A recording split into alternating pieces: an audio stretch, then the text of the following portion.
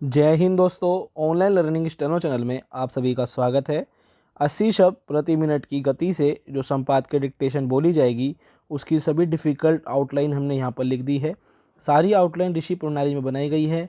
दोस्तों आप इसे नोट डाउन कर लें या फिर आप हमारी ये आउटलाइन व्हाट्सएप ग्रुप या टेलीग्राम ग्रुप से भी पा सकते हैं। उसका लिंक आपको नीचे डिस्क्रिप्शन बॉक्स में मिल जाएगा। चलिए शुरू करते हैं। 80 शब्द प्रति मिनट स्टार्ट। जापान के प्रधानमंत्री के ताज़ा भारत दौरे में एक बार फिर दोनों देशों के बीच सहयोग का सफ़र और आगे बढ़ा है। हालांकि जापान के साथ भारत के संबंध पहले भी आपसी सहयोग पर आधारित और सहज रहे हैं, लेकिन समय समय पर होने वाले शिखर सम्मेलनों में इसे और मजबूती मिलती रही है। सोमवार को दोनों देशों के प्रधानमंत्रियों के बीच हुई बातचीत में सबसे अहम पहलू वैश्विक रणनीतिक साझेदारी के विस्तार का संकल्प है, जिसे शांतिपूर्ण, स्थिर और समृद्ध हिंद प्रशांत के लिए बेहद महत्वपूर्ण कहा जा सकता है। साथ ही हाल के वर्षों में द्विपक्षीय संबंधों में हुई प्रगति की समीक्षा और रक्षा उपकरण सहित प्रौद्योगिकी सहयोग, व्यापार, स्वास्थ्य और डिजिटल साझेदारी पर विचारों का आदान प्रदान दरअसल वक्त की ज़रूरत है। यह छिपा नहीं है कि बीते कुछ समय से विभिन्न स्तर पर चीन की ओर से जारी गतिविधियों की वजह से हिंद प्रशांत क्षेत्र में कैसी चुनौतियां खड़ी हो रही हैं। भारत के सामने वक्त रहते इस जटिलता को समझना और उसी मुताबिक अपने हित में कदम उठाना कई वजहों से ज़रूरी है।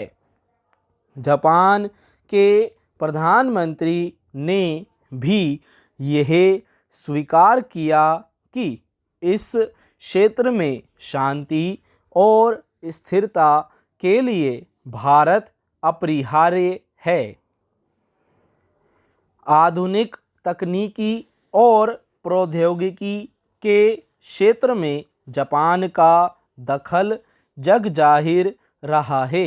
हालांकि अपनी क्षमता होने के बावजूद भारत को इसका अतिरिक्त लाभ मिलता रहा है, लेकिन रणनीतिक मोर्चे पर भी जापान के साथ सहयोग में मजबूती लाने की कोशिशों के संकेत समझे जा सकते हैं।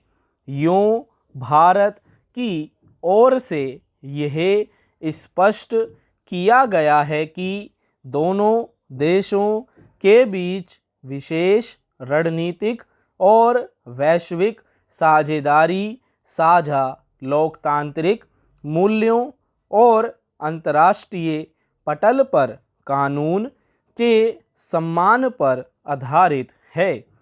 पिछले कुछ सालों से वैश्विक परिदृश्य जिस तरह बदल रहा है, उसमें अलग अलग देशों के बीच खड़े होने वाले नए समीकरणों का सिरा भविष्य में बनने वाली दुनिया से जुड़ा हुआ है।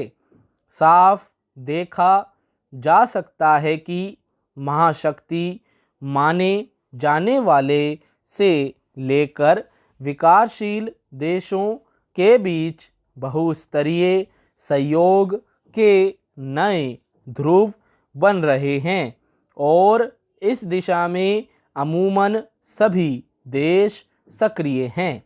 इस बीच अंतर्राष्ट्रीय कूटनीतिक जगत में भारत की जैसी जगह बनी है, उस पर दुनिया के तमाम देशों की निगाह टिकी हुई है।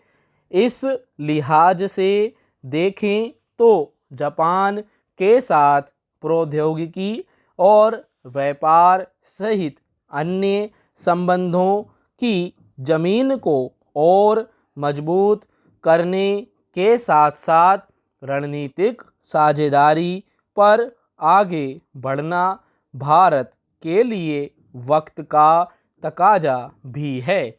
स्टॉप।